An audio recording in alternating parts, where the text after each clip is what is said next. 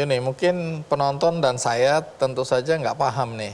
Setelah kecelakaan dan tangan Yuni sendiri harus diamputasi sehingga kehilangan satu jari, tapi teman-teman rekan-rekan kerja ini memusuhi dan membuli atau merundung Yuni. Apa yang terjadi? Kenapa begitu? Iya, saya nggak tahu ya apa, karena setelah saya mengalami kecelakaan kerja, awal-awalnya mereka baik.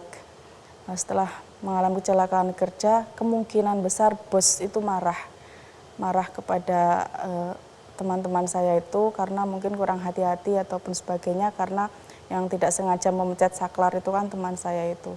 Sejak dari itu mungkin mereka marah dengan saya karena akibat dari saya mengalami kecelakaan, mereka mendapatkan permasalahan seperti itu.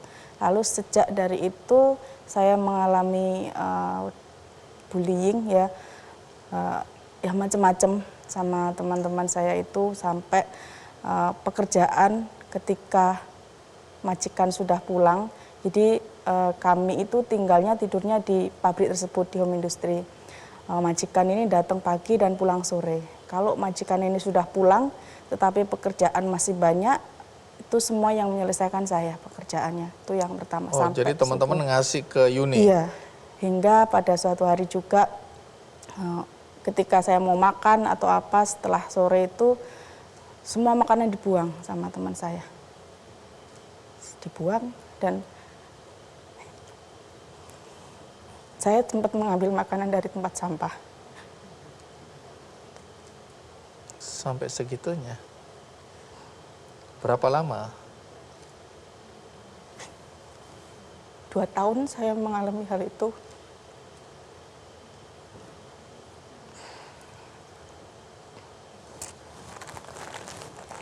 Mohon maaf.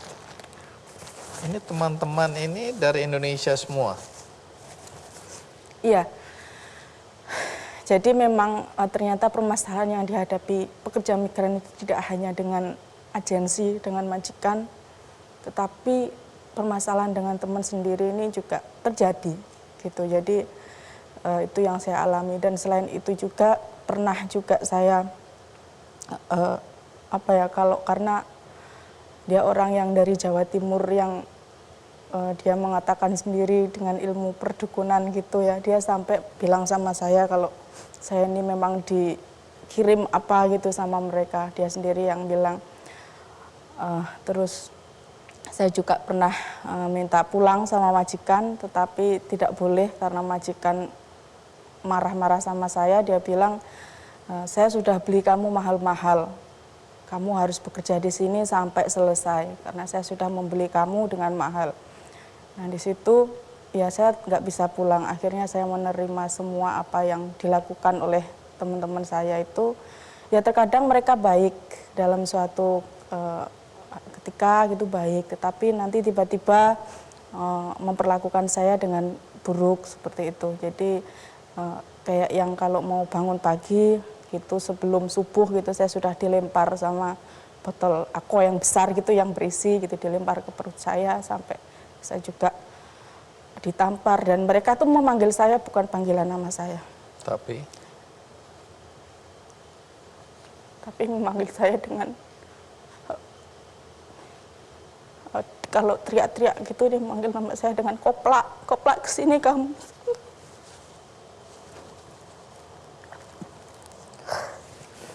dan bullying ini berlangsung 2 tahun lamanya.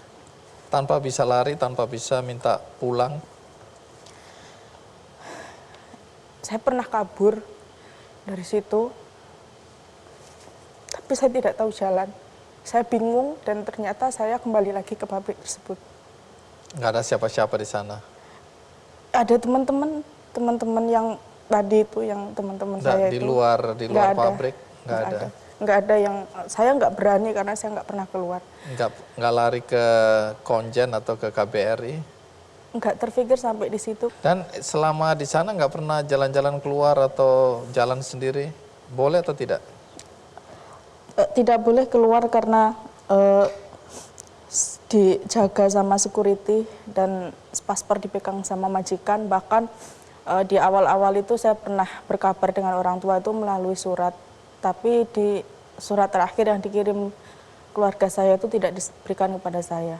Jadi selama 3 tahun itu terisolasi. iya, orang tua Jadi orang tua saya tidak tahu tidak apa yang tahu, terjadi pada Yuni hari itu. tidak tahu. Sampai saya pulang mereka tidak tahu. Nah waktu pulang katanya nggak bawa uang sama sekali, tuh bagaimana ceritanya? Jadi gaji saya ini tidak diberikan setiap bulan. Dan ketika saya mau untuk memenuhi kebutuhan saya harus pinjam dengan majikan. Dihitung sebagai utang? Dihitung sebagai hutang. Bahkan mohon maaf untuk beli pembalut aja itu juga harus hutang dengan majikan. Setelah 2 tahun, teman-teman saya ini sudah selesai kontraknya, mereka pulang, tinggal saya sendiri yang di situ dengan orang-orang teman-teman yang baru datang. Saya mulai melakukan pekerjaan dengan bebas. Jadi apa yang saya lakukan itu bebas dan pekerjaan semuanya beres. Sehingga majikan itu merayu saya untuk menambah kontrak. Memperpanjang lagi. Akhirnya perpanjangnya sampai? 1 tahun. Akhirnya berhenti, terus pulang ke Indonesia itu bagaimana? Ya, setelah nambah 1 tahun itu, nambah kontrak lagi setahun, saya memutuskan untuk pulang karena memang saya rindu dengan rumah. Nah, waktu pulang bawa uang berapa? Kurang lebih 10 juta. Selama 3 tahun? Ya. Oke.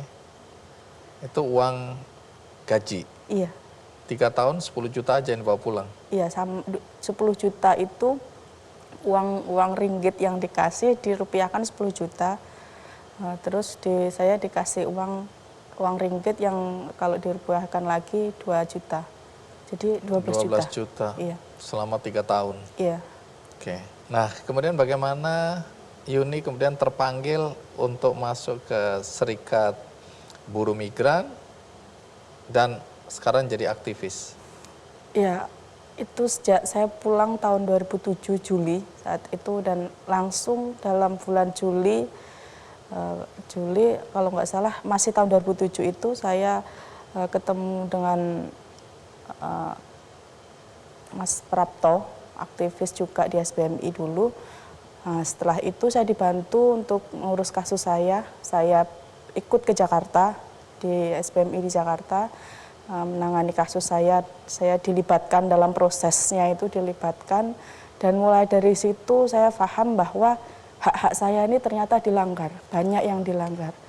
Dan itu banyak terjadi pada buruh migran Indonesia? Iya, banyak terjadi pada buruh migran Indonesia. Dari situ sampai saat ini saya masih bertahan, ingin teman-teman atau saudara-saudara saya ini tidak bernasib sama dengan saya gitu. Jadi jangan ada Yuni-Yuni yang lain seperti itu. Yang harus kehilangan tangan. Iya, betul. Harus dibully, menderita, dan 3 tahun pulang ke Indonesia hanya bawa, iya, 10 juta atau total 12 juta. Dengan pengorbanan yang panjang seperti ini. Iya. Baik, Yuni, di akhir obrolan kita ini mungkin sampaikan sesuatu untuk teman-teman yang baru mau bekerja di luar negeri, mungkin tidak tahu apa risiko yang akan dihadapi di sana. Banyak juga cerita baik, tapi lebih banyak cerita buruk. Iya. Nah, adakah sesuatu yang mau disampaikan kepada siapapun juga yang menonton acara ini? Iya, untuk teman-temanku yang menjadi korban perdagangan orang, mari bangkit bersama. Tentu kita masih punya kesempatan, dan bagi teman-teman yang ingin bekerja ke luar negeri, mencarilah informasi yang valid. Jangan mudah tertipu, jangan mudah percaya dengan bujuk rayu dari siapapun, jangan mudah mempercayai informasi-informasi yang sifatnya adalah instan. Para pelaku masih merajalela di sekitar kita untuk mencari korban. Waspada dan berhati-hati melawan segala tindak pidana perdagangan orang. Baik, terima kasih Yuni sudah berbagi cerita dengan saya dan penonton yang ada di studio maupun di rumah ya. Tetap semangat. Semangat. Baik, sebelum kita akhiri, saya ingin berbagi buku ya. Ini bukunya bagi Anda yang tertarik untuk mendapatkan buku ini, sekali lagi caranya mudah, bisa ikuti kuis di Twitter, Instagram, dan Facebook Kick Andy Show. Dan bagi Anda tadi yang baru saja mengikuti episode kali ini dari tengah, tidak dari awal, jangan khawatir karena episode ini juga ditayang ulangkan di metrotvnews.com. Dan ada cuplikannya di YouTube Kick Andy Show. Dan bagi Anda yang tergerak hatinya untuk berbuat baik dan tidak tahu kepada siapa harus berbuat baik dan bagaimana caranya, ada cara yang mudah yaitu melalui benihbaik.com. Anda tinggal klik benihbaik.com dan ada satu penggalangan dana yang ingin saya sampaikan kepada Anda berkaitan dengan tenaga kerja wanita di luar negeri, di mana biarawati bernama Suster Laurentina ini yang dikenal dengan Suster Kargo menunjukkan rasa pedulinya dalam menanggapi isu-isu kemanusiaan dengan berusaha memulangkan jenazah-jenazah para tenaga kerja yang mengalami kesulitan baik biaya maupun akses untuk dikembalikan ke Indonesia. Akhirnya semoga episode ini bermanfaat bagi kita semua. Sampai jumpa.